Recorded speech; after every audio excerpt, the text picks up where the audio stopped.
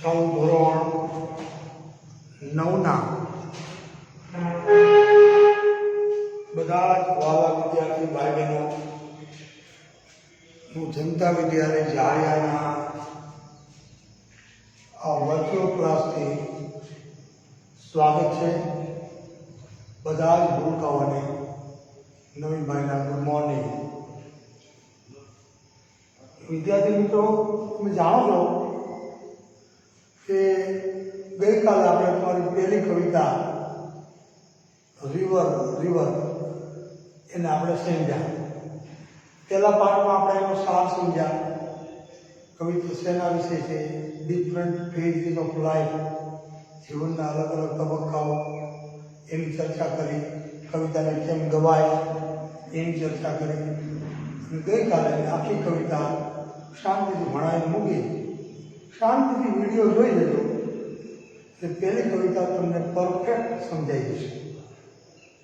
શરત એટલી કે અહીંથી જ્યારે ભણાવાય ત્યારે તમે ઘરે ઓનલાઈન બેસો, પાઠ્યપુસ્તક ખોલીને બેસો. એમાં કયા શબ્દોનો ઉચ્ચાર કેમ થાય છે, કયો શબ્દ કેમ વંચાય, કાવ્યને કેમ વંચાય અથવા કાવ્યને કેમ ગવાય, એમાં શું આવે છે, એનો શું સાર છે, એને શું સમજાયું, એને પરફેક્ટલી તમે ઘરે ચોપડી લઈને બેસીને ક્લાસરૂમમાં બેઠા હોય ઓફલાઈન, એમ જો ઓનલાઈન ભણો તો તમે જ્યારે શાળા ખુલે ત્યારે અહીં શાળા આવો ત્યારે તમને કાવ્યમાં કે પાઠમાં કોઈ પ્રશ્ન રહે નહીં. પણ ઘરે બેસીને તમારે કરવું પડે. ઘણા બધા વિદ્યાર્થીઓના વોટ્સએપ નંબર છે, પણ 9મા ધોરણના બહુ ઓછા બાળકો છે. એ પછી તાસ પતી ગયા પછી પણ ભાગ્યે જ કોઈ જોવે છે. તો આ તમારા માટે છે. This is for you and you have to be sincere at home. Parents પણ આ બાબતમાં ધ્યાન આપે કે છોકરો ઘરે બેસીને વ્યવસ્થિત કામ કરે છે કે કેમ. અહીંથી અમે મથીએ ત્યાંથી તમે મથો તો આપણને પરિણામ મળે. આજના વિડીયોમાં હવે આપણે આજની શુભ શરૂઆત કરીએ ભગવાનનું નામ લઈને કે આજના આ અંગ્રેજીના ક્લાસમાં 9મા ધોરણના બધા બાળકોએ તમારા અંગ્રેજીના પાઠ્યપુસ્તકનું બીજું કાવ્ય કાઢવાનું છે. એ કાવ્ય કયું છે? The useful plough. યુઝફુલ એટલે ઉપયોગી અને પ્લાવ એટલે હળ. ઉપયોગી હળ. હવે તો ટ્રેક્ટર ને બધું ઘણું બધું આવી ગયું છે. પેલા બળદથી ખેતી થતી ડાંડાથી, એ વખતે એ પ્રકારના હળ હતા. એની ચર્ચા હું પીરિયડમાં કરીશ. હળ કેટલું ઉપયોગી હોય. હળની વાત આવે, પ્લાવની વાત આવે એટલે આપણને ખેડૂત યાદ આવે. ખેડૂત સાથે, જગતના તાત સાથે સંકળાયેલી વસ્તુ છે. તો કવિતા આપણે ભણીએ, કવિતાના અઘરા શબ્દોની નોંધ કરીએ, અઘરા શબ્દોનો સ્પેલિંગ, ઉચ્ચાર અને અર્થ એ ત્રણે લખી લઈએ. એ પહેલા કવિતાનું પઠન કરીએ. આ વિડીયોના છેલ્લા ભાગમાં આવે વસ્તુ કરીશ. એક્સપ્લેનેશન ઓફ ટફ વર્ડ, અઘરા શબ્દોનું સ્પષ્ટીકરણ આપણે નોંધી લેશું. પછી રેસિટેશન ઓફ ધ પોએમ, રેસિટેશનનો અર્થ કરવાનું પઠન. બધી કવિતાઓ ગાઈ શકાય નહીં, તો જે કવિતાને ગાઈ ન શકાય એ કવિતાનું શુદ્ધ ઉચ્ચારોથી, in clear pronunciation, we have to read and read it loud. મોટેથી ચોખ્ખા ઉચ્ચારથી આરો અવરો સાથે સામેને સમજાય એ રીતે કવિતાનું પઠન કરી શકીએ. એ પઠન આપણે કરશું. પહેલા શું કરશું કે આ કાવ્ય છે યુઝફુલ પ્લાવ, એ શેના વિશે છે? તો કે ખેડૂતનું જીવન કેવું હોય. How is the life of A farmer in A village. ગામડામાં રહેતા ખેડૂતો જે આખા જગતને જીવાડે છે, મહેનત કરે છે, મહેનત કશ છે અને એટલા માટે આપણે એને જગતના તાતનું બિરુદ આપ્યું છે. પ્લાવ શબ્દ આવે એટલે ખેડૂત ભાઈની વાત હોય આપણે સમજી લેવાનું. તો એના માટે મેં અહીંયા શબ્દ લખ્યો છે કન્ટ્રી લાઈફ. કન્ટ્રી લાઈફ એટલે ગ્રામ્ય જીવન.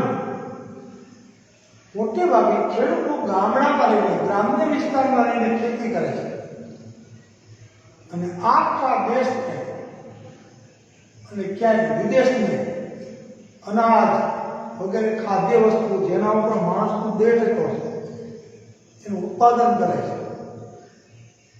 એનું ઉત્પાદન એમને નથી થતું, કઠોર પરિશ્રમ ખેડૂત ભાઈઓ કરે છે. રાત દિવસ કંટોળ મહેનત કરે છે ત્યારે અન્ન ને કઠોળ ને દરેક ખાદ્ય વસ્તુઓ છે એ પેદા થાય છે. એટલે આપણે ખેડૂતો પ્રત્યે જગતના તાપ પ્રત્યેની આભાર વસ્તા પ્રગટ કરવાની છે આ કાવ્યના માધ્યમથી. હું સીધે સીધી કવિતા ભણાવવા નહીં મળી જાઉં. કવિતા ભણાવું એ પહેલા, કવિતાને સમજીએ એ પહેલા, કવિતાના બે ગુણ આવી જાય એ પહેલા કવિતાનો હાર કે આ કવિતા પાઠ્યપુસ્તકમાં શું કામ છે, શું મેસેજ આ કાવ્યના માધ્યમથી આપણને આપવો છે એક તરફ મારે તમારું ધ્યાન બાળકો પહેલા દોરવું છે. તો કન્ટ્રી લાઈફ એટલે ગ્રામ્ય જીવન. ગ્રામ્ય જીવન કેવું હોય? તમે બધા છોકરાઓ અત્યારે જે ઓનલાઈન જોડાયેલા હો કે જોડાવાના હો એ બધા છોકરા ગ્રામ્ય વિસ્તારમાં રહ્યો છો. બધા વિદ્યાર્થીઓ ગામડાના છો. હું પોતે પણ ગામડામાં છું. મારો જન્મ ગામડામાં થયો, મારું પ્રાથમિક શિક્ષણ ગામડામાં થયું, ઉછેર ગામડામાં થયો. એટલે હું પોતે તમારી જેમ ગ્રામ્ય જીવનથી, કન્ટ્રી લાઈફથી બહુ પરિચિત છું. મેં ગ્રામ્ય જીવનને, ખેડૂતના જીવનને બહુ નજીકથી જોયું છે. તો કે ગ્રામ્ય જીવન કેવું હોય એના વિશે થોડી વાતો કરવી છે કે જ્યાં ખેડૂતો વસે. સૌથી પહેલું ગ્રામ્ય જીવનનો પહેલો લાભ આ મેં મુદ્દા નોંધ્યા છે. Healthy atmosphere. હેલ્ધી એટમોસ્ફિયર તમને મળે. પર્યાવરણ, વાતાવરણ તંદુરસ્ત મળે. તંદુરસ્ત વાતાવરણમાં આપણે જીવીએ. શહેરી વિસ્તાર, અર્બન એરિયાની સરખામણીમાં શું કામ? આપણને હેલ્ધી એટમોસ્ફિયર કે હેલ્ધી એન્વાયરમેન્ટ મળે ગામડામાં. શું કામ મળે? કારણ કે આપણને શું મળે? ક્લીન એર મળે.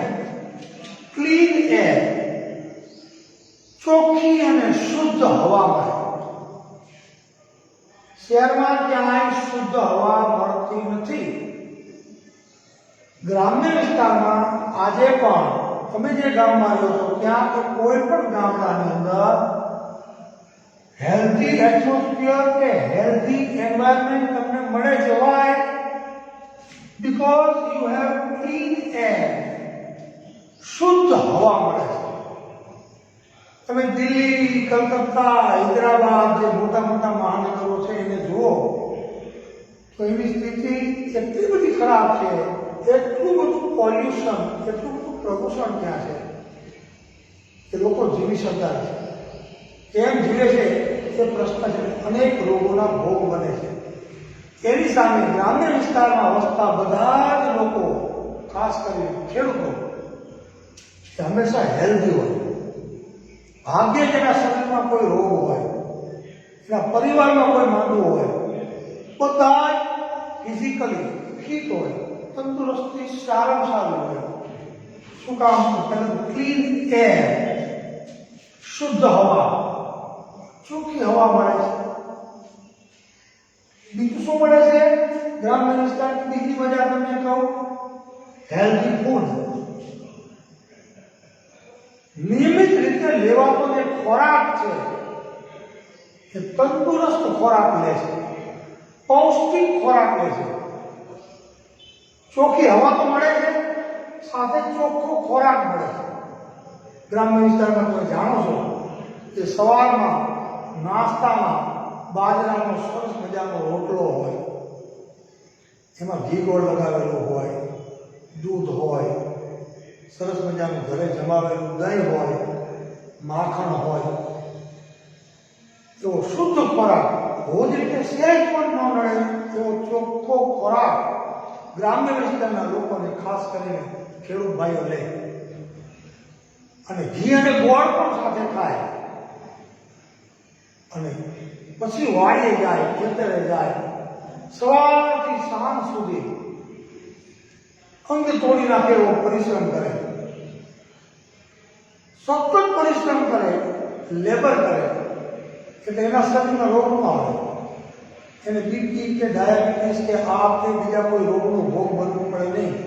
કારણ કે ખોરાક પણ હેલ્ધી લે, હવા પણ ચોખ્ખી લે, ખોરાક પણ ચોખ્ખો લે, અને વળી પાછો પરિશ્રમ કરે. આપણા ખેડૂતભાઈ હળ લઈને સવારમાં નાસ્તો કરી અને નીકળી જાય, આખો દિવસ ખેતરમાં આમથી આમ હળ હંકાવે, અને પરસેવો રેબ થઈ જાય, શરીરના એક એક છિદ્રમાંથી પરસેવો નીકળી જાય, એટલો અથાગ પરિશ્રમ કરે. અને જેનું શરીર સ્વસ્થ, તન સ્વસ્થ, એનું મન પણ સ્વસ્થ હોય, નિર્દોષ જીવન હોય, innocent life. Every farmer has got innocent life. ભોળપણ, નિર્દોષતા એના જીવનમાં હોય. હેલ્ધી ફૂડ હોય. બીજું, ગ્રામ્ય વિસ્તારમાં નોઇઝ પોલ્યુશન, મેં શબ્દ વાપર્યો, અવાજનું પ્રદૂષણ, ધ્વનિ પ્રદૂષણ, નોઇઝ પોલ્યુશન ન હોય, શાંત વાતાવરણ હોય ગામડાનું, પક્ષીઓનો કલરવ આપણને સંભળાતો હોય, એવું શાંત વાતાવરણ ગામડાવાળા લોકોને મળે. શહેરની અંદર ભયંકર નોઇઝ પોલ્યુશન હોય. ગ્રામ્ય વિસ્તારમાં નોઇઝ પોલ્યુશન, અવાજનું પ્રદૂષણ છે ન હોય, અને ચોખ્ખી હવા મળે, એટલે એર પોલ્યુશન પણ ન હોય, એર પોલ્યુશન પણ ન હોય, હવાનું પ્રદૂષણ પણ ગામડામાં બિલકુલ ન હોય. એટલે ગામડાના માણસને બધું હેલ્ધી મળે છે.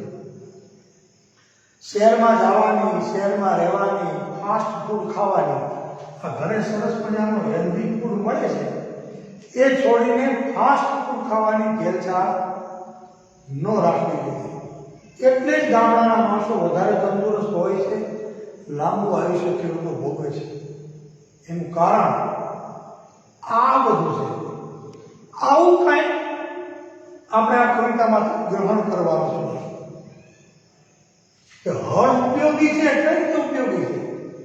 માત્ર ખેત ઉત્પાદન માટે જ નહીં, હળ થકી પરિશ્રમ થાય છે, તમે તંદુરસ્ત રહો છો, માનસિક, શારીરિક દરેક પ્રકારે, અને આર્થિક ઉપાર્જનનું પણ કારણ છે. એટલા માટે યુઝફુલ છે. કોણ? તો પ્લાવ, હળ. અને એના આધારે, કાવ્યના શીર્ષકના આધારે હું તમને કન્ટ્રી લાઈફની ચર્ચા કરીને શીખવી દઉં છું. ગ્રામ્ય જીવન કેવું છે? તમે બધા નસીબદાર છો.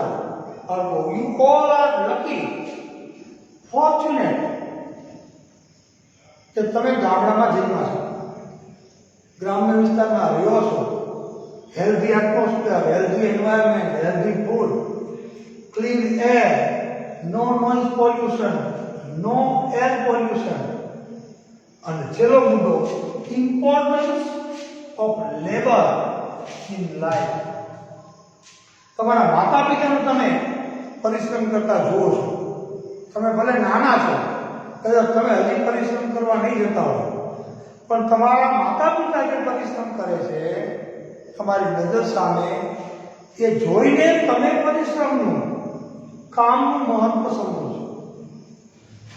એટલે આ વસ્તુ તમને ગ્રામ્ય વિસ્તારમાં શીખવા મળશે. એનું મહત્વ, તમે પરિશ્રમનું મહત્વ જીવનમાં કેટલું છે એ પ્રત્યક્ષ તમને તમારા વડીલો પાસેથી જ શીખવા મળશે. તમને એમ થાય મારા પપ્પા કેટલું બધું કામ કરે છે સવારથી સાંજ સુધી.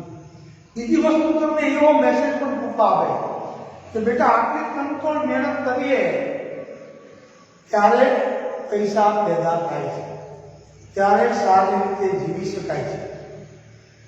તો જીવનમાં શ્રમનું મહત્વ ગ્રામ્ય વિસ્તારના બાળકોને પ્રત્યક્ષ નિહાળવા મળે છે. You can see this in your routine life every day because your parents are laborious. They do hard work from morning to evening every day. તમે આ રોજ જુઓ છો તો તમારામાં પ્રત્યક્ષ આ વસ્તુ આવ્યા વગર ન રહે. શહેરી વિસ્તારના બાળકોની સરખામણીમાં તમને પરિશ્રમનું મહત્વ વિશેષ સમજાય અને જીવનમાં અત્યંત જરૂરી છે. એ આ કવિતાના માધ્યમથી તમારે સમજવું જ પડે. અને છેલ્લો મુદ્દો હજી નોંધો છે, ઇનોસન્સ, ભોળપણ, નિખાલસતા, હૃદયની શુદ્ધતા, ચિત્તની શુદ્ધતા ગ્રામ્ય વિસ્તારમાં હજી બચી છે. આખો દિવસ પરિશ્રમ કરતા જગતના તાપ ખેડૂતો નિર્દંભ હોય છે, નિર્દોષ હોય છે, બીજા માટે વિચારનારા હોય છે. અમે પરિશ્રમ કરીએ અને જગત જીવે, જગત આનંદ કરે, જગત ખાય, પોષક છે. એટલા માટે જગતના તાપનું બિરુદ ફાર્મર્સને આપવામાં આવ્યું છે. એવા ખેડૂત ભાઈના તમે સંતાનો છો તો તમે 100% નસીબદાર છો. કારણ કે એ ભોળપણ, એ નિર્દોષતા, એ ચિત્ત શુદ્ધતા તમારામાં પણ આવશે. કારણ કે આપણા માતા પિતાના વડીલોમાં એ વસ્તુ છે અને આ જીવનનું ઘરેણું છે. હૃદયથી જીવતા શીખીએ એનું નામ જ નિર્દોષતા, ચિત્ત શુદ્ધતા. એ પણ તમને વારસામાં મળશે. એવી ગ્રામ્ય જીવનની મજા છે. This is country life. Country life is very beautiful. Very beautiful. Because I was brought up in a village. I had got my primary education in a village. I had lot of friends and still I have lot of friends in the village. And still I enjoy village life. Whenever I have time and convenience, I go to my village, enjoy with my friends, wander in the farms, and enjoy each and every moment. Even today, મને ગમે છે. બહુ સારું ગ્રામ્ય જીવન, મજા આવે છે. આટલા મુદ્દા આપણે જોયા. આ સિવાય ગ્રામ્ય વિસ્તારની સવારના પહોરમાં પક્ષીઓ કલરવ કરતા હોય, સૂર્યોદય થતો હોય, મોટા મોટા ફળિયાવાળા મકાન હોય, એમાં ખાટલામાં આપણે બેઠા હોય, મંદ મંદ પવન આવતો હોય, મસ્તીનો એકદમ આહલાદક વાતાવરણ હોય, માફકસરની ઠંડી, માફકસરની ગરમી આપણા શરીરને અનુકૂળ આવે એવા પ્રકારનું વાતાવરણ ગ્રામ્ય વિસ્તારમાં આપણને મળે છે. સૌથી મહત્વનું મારી દ્રષ્ટિએ હોય તો ચોખ્ખી હવા મળે છે, ચોખ્ખું પર્યાવરણ મળે છે અને ચોખ્ખો ખોરાક મળે છે. સાચું દૂધ, સાચું દહીં, સાચું ઘી, જે ખાદ્ય વસ્તુઓ છે એ સાચી પ્યોર ગ્રામ્ય વિસ્તારના લોકો ખાય છે. અને એટલે ઓછા નસીબદાર નથી. આ સમયની અંદર હું તો એમ કહું છું કે country life is the best. અને તમે ગ્રામ્ય વિસ્તારમાંથી આવો છો, ગામડામાંથી આવો છો, તો you are the luckiest, most fortunate students, most fortunate girls and boys. You all are lucky. Okay? આટલી વસ્તુની ચર્ચા આપણે કરવાની જરૂર હતી. તમે આ ડિસ્કશન કરી કે વોટ ઇઝ કન્ટ્રી લાઈફ. તો country life is beautiful, Village is a place where you can have healthy environment, healthy atmosphere, because you have clean air, you have healthy food, you have no pollution, air pollution, noise pollution, water pollution, any kind of pollution. And further, you can understand the importance of labor in life through your parents, and you get innocence from your parents, because your parents have got innocence. All the villagers, most of the farmers, they are innocent by heart, and if you have innocence of heart, I will say you are the luckiest people. આટલી વાત કર્યા પછી હું એક ડગલું આગળ ચાલુ છું બાળકો. Explanation of the tough word. આમાં આપેલા અઘરા શબ્દોના અર્થ. થોડાક શબ્દો આપ્યા છે. આગળના ક્લાસમાં મેં તમને શીખવું હતું એમ 3 ખાના પાડી દો. 3 ખાના પાડી દો. અને અઘરા શબ્દો છે કાવ્યની અંદર ઓછા અઘરા શબ્દો આમાં આપેલા હોય છે. આ પ્રમાણે તમારી નોટની અંદર સ્પેલિંગ, પ્રોનાઉન્સિએશન અને ત્રીજું ખાનું પાડવાનું છે મીનિંગ. અને તમારી પાસે ઘરે સ્કેલ હોય એનાથી વ્યવસ્થિત એને આંકી દો. હા, ઓકે. અને પછી અઘરા શબ્દો આવે દાખલા તરીકે આ બોર,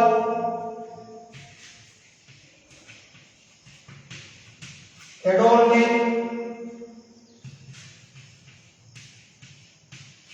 મિડો,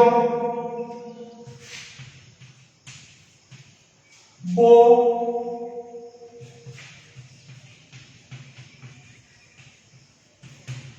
અને મેરીનેટ. પહેલો સ્પેલિંગ છે બોર, એટલે લખો શાખા. ડાળી હોય ઝાડની ડાળી,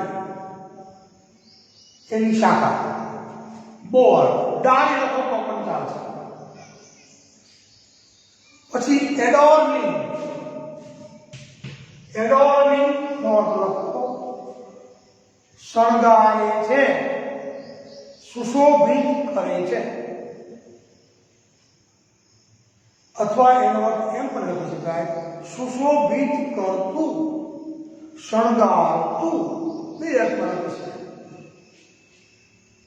ત્રીજો શબ્દ છે મીડો, MEADOW. મીડો એટલે ઘાસનું ખુલ્લું મેદાન. ગામડાની ભાષામાં જ કહેવું હોય તો ગોચર, આપણે ગૌચર કહીએ. ગૌચર ગાયોને ચરવા માટેનું ખુલ્લું સ્થાન એટલે મીડો. પછી શબ્દ છે બો, BOW. ઝાડની મોટી ડાળી. ડાળી. અને છેલ્લો શબ્દ છે મેરીનેટ. મેરીનેટ એટલે આનંદ. આનંદ. આજના ક્લાસમાં આપણે આટલી વસ્તુ જોઈ. યુઝફુલતા અને ટાઇટલની વિશેષતા જોઈ, એના શીર્ષકની વિશેષતા સમજાવી.